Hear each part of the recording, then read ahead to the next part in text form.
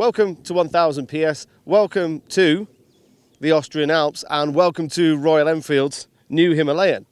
Yes, I know the Himalayan should be ridden in the Himalayas, and this is the Alps, but this is the best we can do.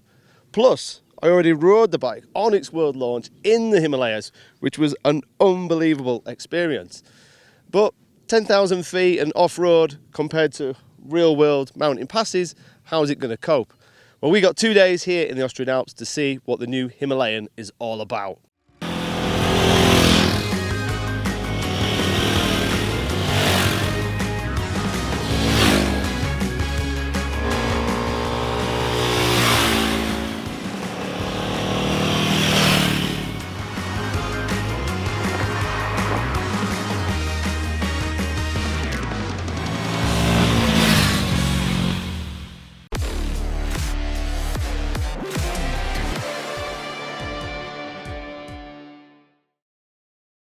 The last time I rode this bike was in the Himalayas with Royal Enfield, which was an unbelievable, amazing experience. When I saw the invite, ride the new Royal Enfield Himalayan in the Himalayas.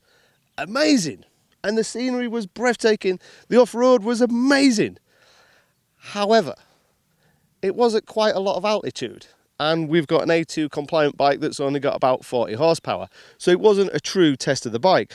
The roads were, let's say, dangerous, with cows jumping out at every opportunity and tuk-tuks trying to kill me.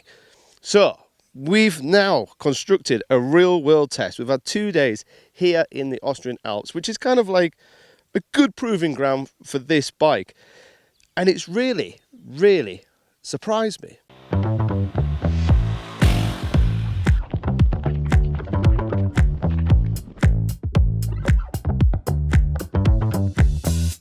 Now, when I rode the bike in the Himalayas, I kind of felt it was a little bit underpowered, which was probably due to the altitude, because you lose about 25% of the horsepower.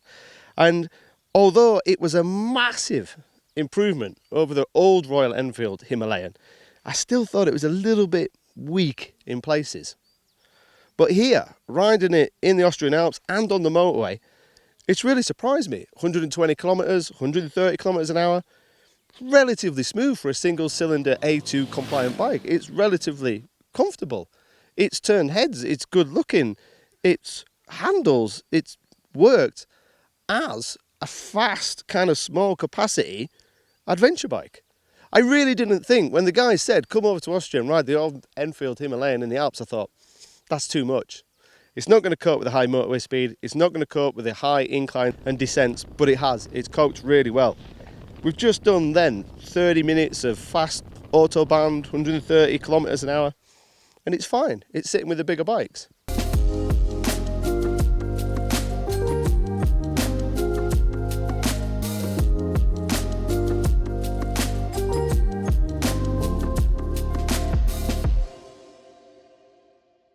In terms of handling, again, when we was in the Himalayas, we couldn't really test the handling because the roads were just not good enough to push the handling and capabilities of what this bike's capable of. But here in the Alps, it's nice and smooth, we've been able to get into a flow. Initially, I was a little bit tentative, a little bit nervous, because we've got non-recognisable tyres. And what I mean by that is they're not Pirelli or Bridgestone, or they're not made in Japan or Italy or in the UK. They're an unrecognisable tyre for me. But the more miles I've done on the bike, the more I've kind of clicked into the tyres. And to be honest, by day 2, I'd almost forgotten that they're not the usual tyres that would come on a normal bike. I found the grip pretty good. We've not had any rain as yet, so I've not tested that. But I've been able to enjoy the bike and really enjoy it and ride it. The handling is pretty impressive for this type of bike. When I rode the bike in the Himalayas, I said the suspension felt really quality and really good. And I think the engineering designers have really worked their magic with the suspension. There's no adjustment on the front. We've just got preload on the rear, which I guess is just for when you add luggage on pillions and everything else. But you don't really need to change anything. It's handled really well. The ride quality is really impressive. Negatives, low down, it's a single cylinder. It's a little bit lumpy. You get that thud, thud, thud, thud, thud, thud. So it's kind of like from 2,000 and below around town, it's a little bit lumpy. The seat is a little bit tall.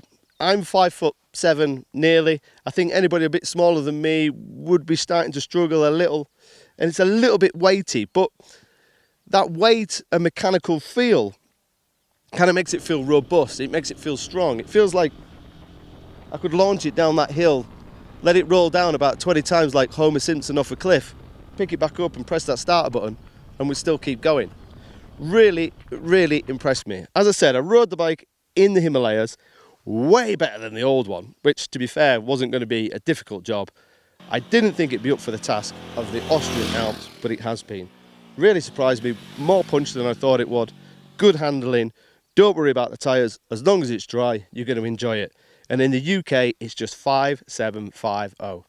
That is a bargain of a bike that has continued to surprise me.